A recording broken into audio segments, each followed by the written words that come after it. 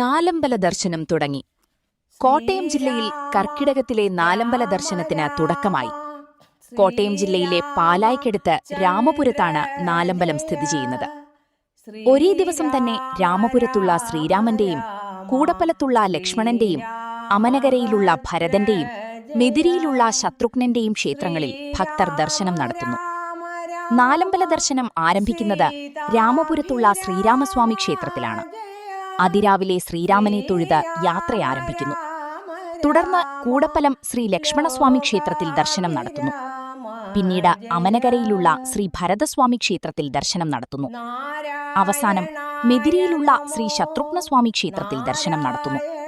തുടർന്ന് ആദ്യ ദർശനത്തിന് തുടക്കമിട്ട ശ്രീരാമസ്വാമി ക്ഷേത്രത്തിൽ ഉച്ചപൂജയ്ക്ക് മുമ്പ് തിരിച്ചെത്തി നാലമ്പല ദർശനം പൂർത്തിയാക്കുന്നു. കേരളത്തിലെ വിവിധ ജില്ലകളിൽ നിന്നും അന്യ സംസ്ഥാനങ്ങളിൽ നിന്നുമായി ലക്ഷങ്ങൾ വരും ദിവസങ്ങളിൽ ഈ പുണ്യക്ഷേത്രം സന്ദർശിക്കും. ഭക്തർക്ക് വേണ്ട എല്ലാ സൗകര്യങ്ങളും ക്ഷേത്രഭാരവാഹികൾ ഒരുക്കിയിട്ടുണ്ട്. പോലീസ് സേനയെയും വിന്യസിച്ചിട്ടുണ്ട്. വരും ദിവസങ്ങളിൽ ബസ് ഉൾപ്പെടെയുള്ള സൗകര്യവും ഭക്തർക്കായി ഒരുക്കും.